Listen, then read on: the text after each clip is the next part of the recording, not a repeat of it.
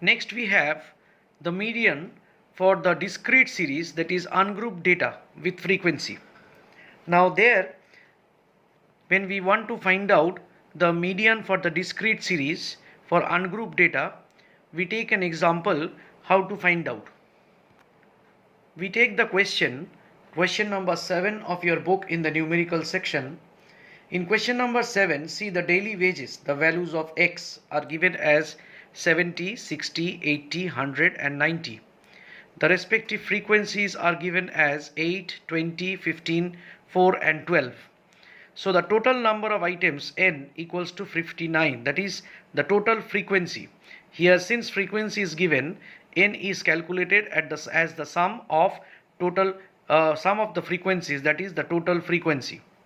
And cumulative frequency is calculated. For the first one it is 8, 8 plus 20, 28, 28 plus 15, 43, 43 plus 4, 47, 47 plus 12, 59.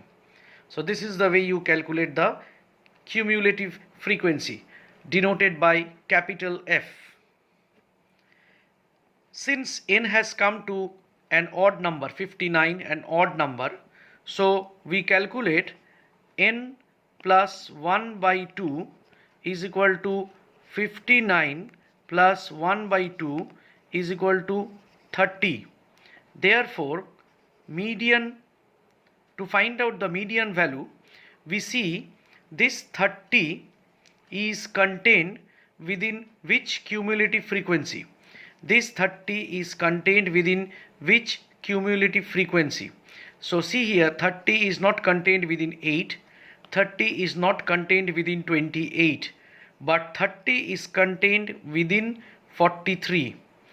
30 lies within the cumulative frequency 43. Therefore, the median value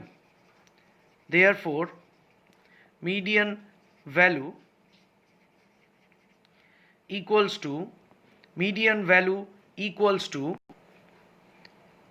30 correspondence. 30 lies within this cumulative frequency, so the median value is equal to 80. In this way, we find the median value for the undiscrete series or ungrouped data. Had this number come as an even number,